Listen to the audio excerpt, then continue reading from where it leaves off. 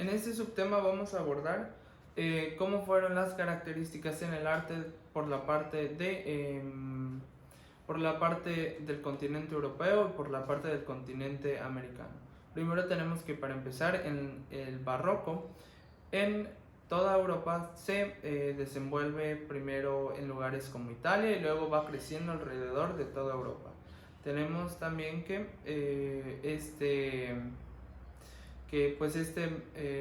esta forma artística se lleva a cabo en casi todas las ramas de las artes, desde la pintura, la música, la literatura, la arquitectura. Tenemos también que se lleva a cabo también en campos como la moda y también en la filosofía.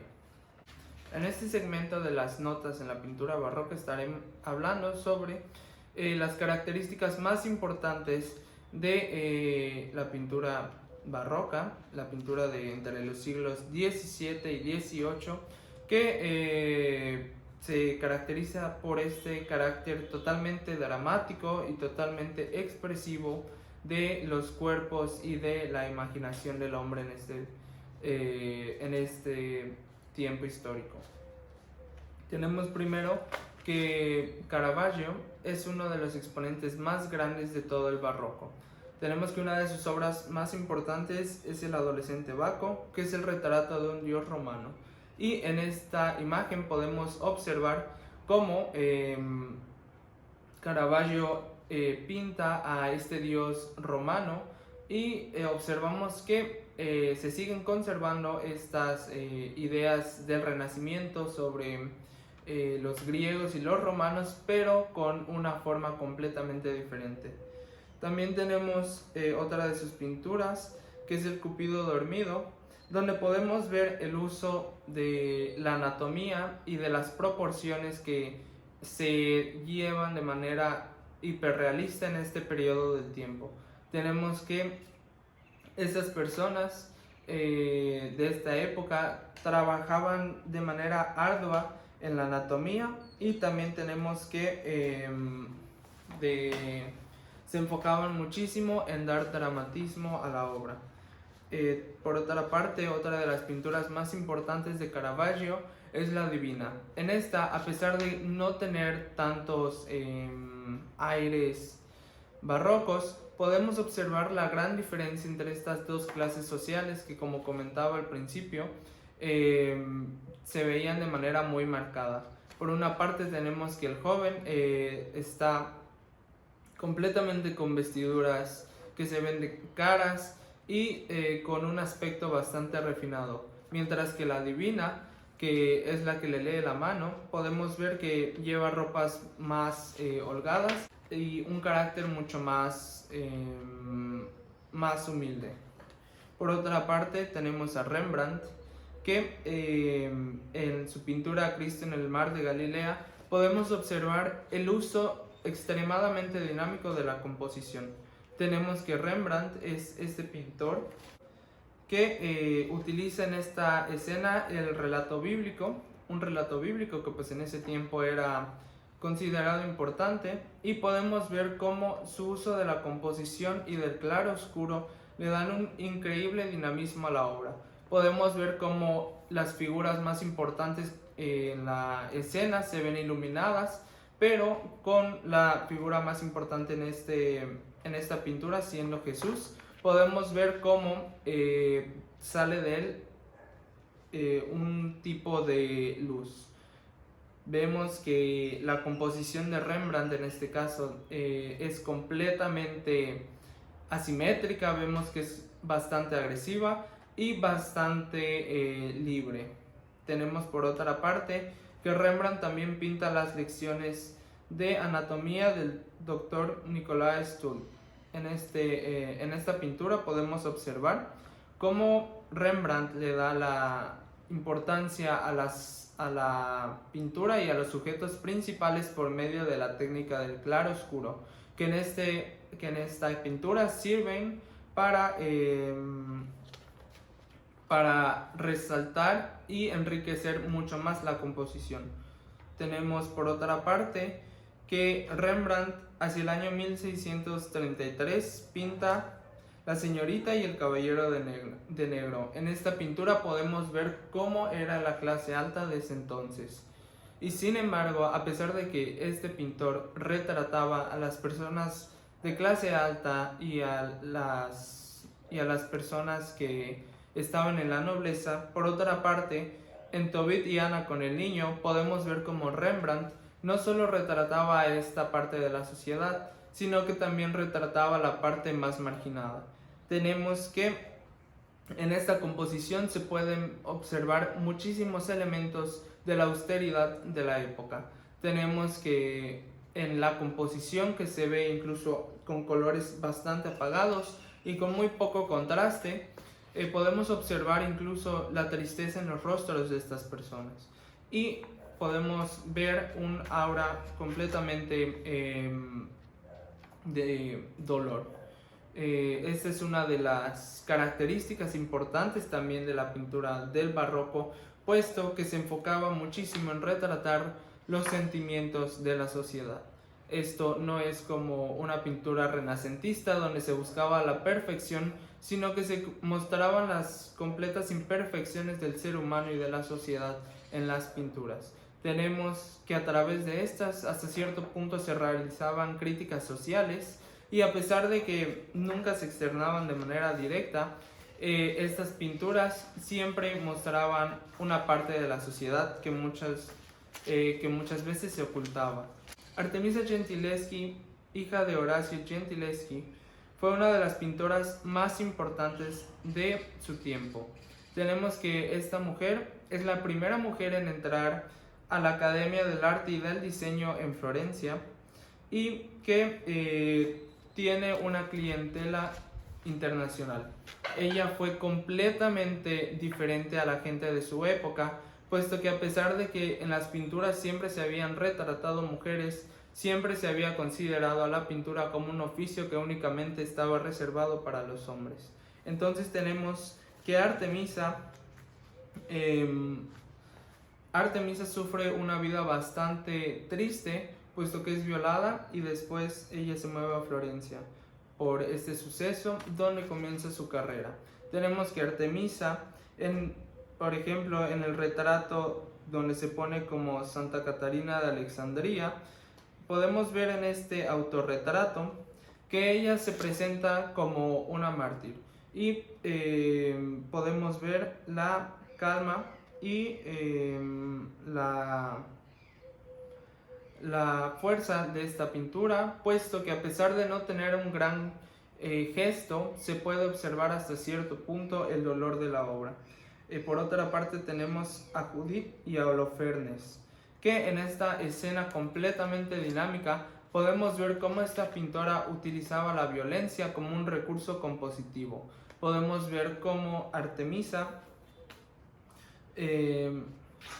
podemos observar cómo ella utilizaba la composición, el claroscuro y el dinamismo de estas obras para reflejar escenas del día a día. Tenemos que Artemisia pinta a muchísimas mujeres que existieron a lo largo de la historia. Por otra parte tenemos a Johannes Vermeer y la primera de sus obras es La lechera, de alrededor del año 1600. Tenemos que en esta obra de Johannes Vermeer podemos observar a una mujer preparando o cocinando algo. Podemos observar que esta mujer realmente no es alguien importante en la sociedad, sino que es una persona nada más de la clase más pobre y de la clase que vivía al día a día. Tenemos que en esta pintura se utiliza la técnica del claroscuro, completamente única del barroco. Tenemos por otra parte con La joven de Perla, que es un retrato que Vermeer realiza hacia el año 1665, donde no retrata a nadie, sino que en este tiempo era como común por los artistas realizar trabajos donde explicaban y mostraban sus técnicas de pintura para que fueran contratados más tarde. Tenemos que este es el caso de la joven de Perla, donde podemos ver a esta mujer imaginaria con demasiada delicadeza, sutileza, pero con una técnica utilizando el claroscuro. Tenemos que Vermeer utiliza muchísimo detalle en partes como la cara y trazos más sueltos en partes como los turbantes, el cabello e incluso la ropa. Por otra parte tenemos a Diego Velázquez, que hacia el año 1618 pinta La mujer cocinando huevos. Tenemos que en esta escena podemos ver a la clase totalmente pobre una vez más y cómo es retratada en esta imperfección. Tenemos que Diego Velázquez también pinta Las Meninas, que es una de las obras más importantes hoy en la pintura. Tenemos que en esta pintura él retrata a los reyes y se ve a toda la corte que está junto con él. A pesar de que el sujeto principal no se logra ver en el cuadro, se puede ver al fondo de la composición en un pequeño espejo. Tenemos que esta pintura es realmente importante y es una de las que caracterizan y dan mayor importancia al barroco. Es una de las obras que es icónica y que se ha vuelto una representante de este movimiento artístico. En el campo de la escultura tenemos a Bernini, uno de los exponentes más importantes de todo el barroco. Por una parte tenemos que sus obras más importantes son el Éxtasis de Santa Teresa, que realiza entre el año 1647 al 1651, y otra de sus obras más importantes es la Fuente de los Cuatro Ríos, ubicada en Roma.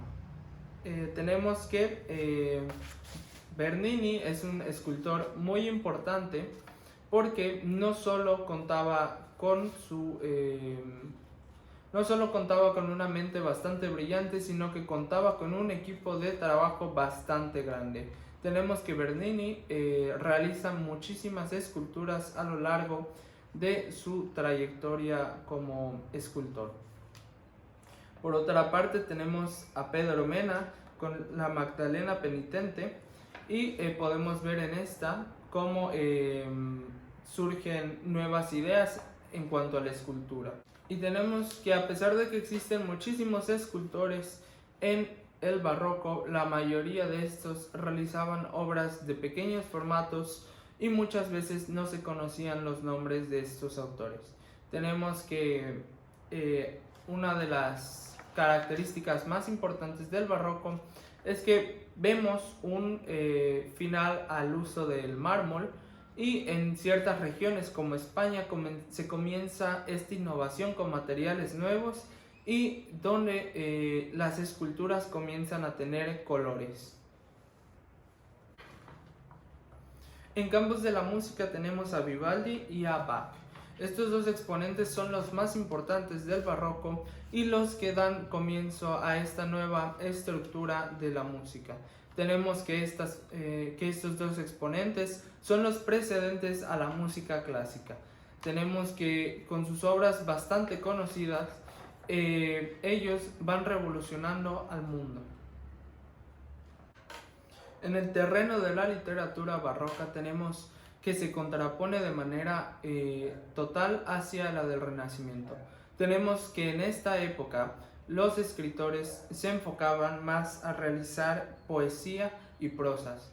Tenemos que durante esta época los temas de mayor importancia eran el amor, el hambre, la peste, la tristeza. También tenemos por otra parte que se representaban temas como la muerte, el pesimismo y el desencanto. Tenemos que estos temas eran representados a través de comedias, a través de recursos literarios bastante complejos y bastante elaborados. Tenemos que muchas de estas palabras que se utilizaban en estos textos eran muy rebuscadas y bastante complejos. Tenemos que el decoro en estos poemas, en estos escritos, era bastante exagerado, puesto que era lo que se quería lograr. También tenemos por otra parte que los usos de la ironía, la melancolía y el sarcasmo eran comúnmente utilizados en este tipo de medio.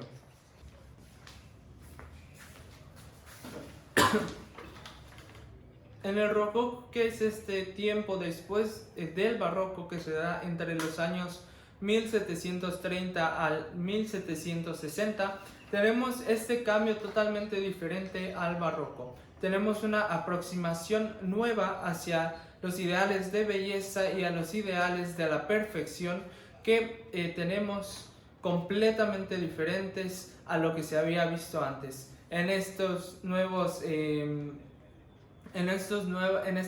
formas de ver el mundo, vemos una figura mucho más robusta del ser humano, con mucho más carga visual. Tenemos por otra parte que con los mayores exponentes en la pintura siendo Francis Butcher, con pinturas como El triunfo de Venus, La lección de música y La pastora durmiente, podemos observar cómo en estas obras la cosa más importante y el sujeto como tal se ven afectados con una diferente aproximación a lo que habíamos visto en el campo de la pintura. Vemos que a pesar de que se siguen conservando las proporciones, se agregan estos rasgos completamente refinados y que buscan la perfección y la sensualidad.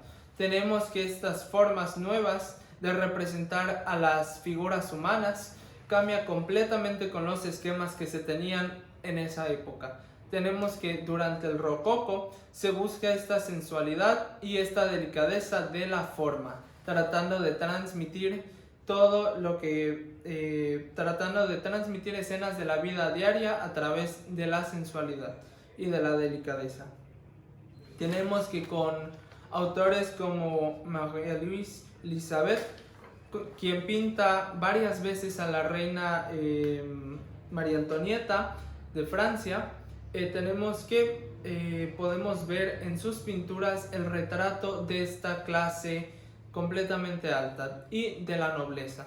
Tenemos que en las pinturas y en los retratos que esta pintora realiza, observamos cómo era la forma de vestir en el rococó. Podemos ver que para las clases altas era algo completamente exagerado al punto de la banalidad. Tenemos que estas formas y la figura humana se distorsionan completamente a la hora de vestir en este periodo del tiempo. Tenemos que las formas exageradas de la silueta y que los colores pasteles en este tiempo eran muy importantes. Por otra parte, en los campos de la escultura tenemos que dejamos este formato de la escultura como pieza principal y los escultores de este tiempo se comienzan a enfocar más en mezclar la escultura con campos como la arquitectura.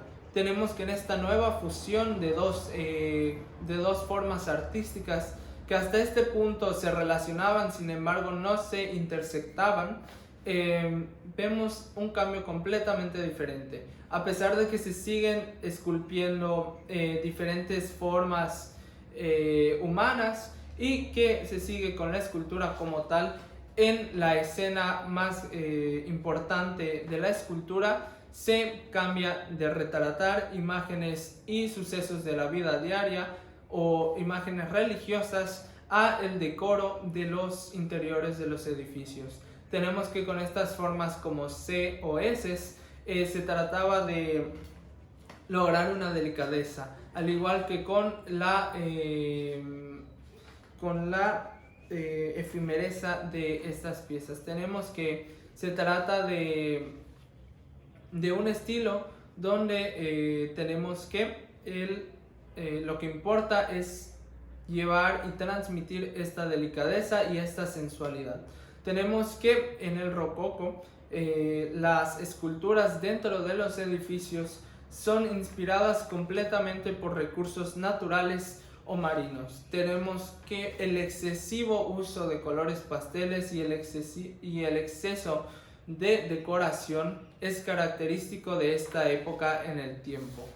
También tenemos que en América el rococó no llega de una forma como tal, sino que hasta cierto punto es refutado por los habitantes que vivían en este.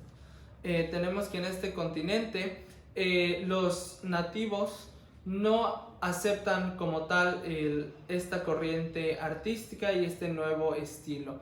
Tenemos que todo esto no congeniaba realmente con sus estilos artísticos de estas personas que vivían en el continente y no congeniaban con lo que existía para ellos y su forma de percibir el mundo. En cuanto al arte colonial en Nueva España, tenemos que todo estaba referido a la religión. Tenemos que desde la pintura hasta la escultura y la literatura mayormente era dirigido y escrito hacia términos religiosos. Tenemos que en campos como la pintura, los representantes más importantes del arte colonial fueron Sabino Cruz, Cristóbal de Villapando, Simón Perens, Miguel Cabrera y Juan Sánchez Salmerón. Tenemos que todos estos pintores, unos con técnicas en aspectos más renacentistas y otros con aspectos más del barroco, se enfocaban siempre a aspectos religiosos. Tenemos que la mayoría de estos pintores trabajaban con técnicas bastante realistas que buscaban crear en la mente de los indígenas la concepción de la religión. En los campos de la escultura seguimos con la línea de la religión. Tenemos que en la parte de Nueva España, en el arte colonial y la escultura, se manejaban temas únicamente religiosos. Tenemos que desde las pinturas con relieve que se realizaban en las iglesias y en los templos, hasta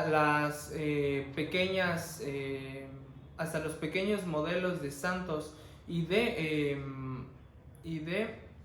figuras divinas, tenemos que son la mayor inspiración para la escultura en esta época.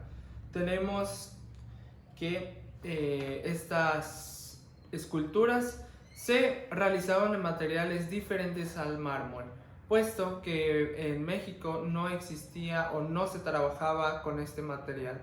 Tenemos también que en las esculturas que se realizaban en Nueva España, los colores con los que se trabajaban eran muy distintos y más coloridos.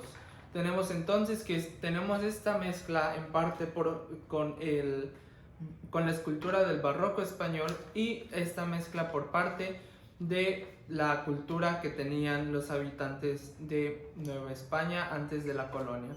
Tenemos también que estos dos que el estilo barroco con el estilo de los indígenas se mezclan de una manera que generan algo llamado como el barroco mexicano. Tenemos que gracias a que estos dos estilos eran relativamente compatibles entre ellos, se generan nuevas corrientes en este país. En el campo de la música tenemos a Manuel de Sumaya. Tenemos que este compositor y organista originario de Ciudad de México genera las obras más importantes del barroco en México. Tenemos que con sus temas más importantes como las albricias mortales, angélicas milicias y la más importante de todas, Celebrem Publicem, es este autor uno de los mayores exponentes de la música novohispana en México. tenemos que en campos como la literatura, figuras sobresalientes como Sor Juana Inés de la Cruz y Juan Ruiz de Alarcón. Tenemos que estos representantes, al igual que en el barroco de Europa, se enfocaban en temas como la pobreza, como la tristeza y como la desesperación. Tenemos igual que, a pesar de que estos utilizaban recursos literarios distintos y trabajaban con campos distintos de la literatura, por una parte Sor Juana Inés de la Cruz más con la poesía y con la prosa, y por otra parte Juan Ruiz de Alarcón con la comedia y las obras de teatro. Tenemos que vemos estas dos características del barroco. Por una parte tenemos esta parte literaria que se vuelve poética y que busca encontrar la belleza en las letras, y por otra parte tenemos también el uso de la ironía y del sarcasmo que veíamos en Europa.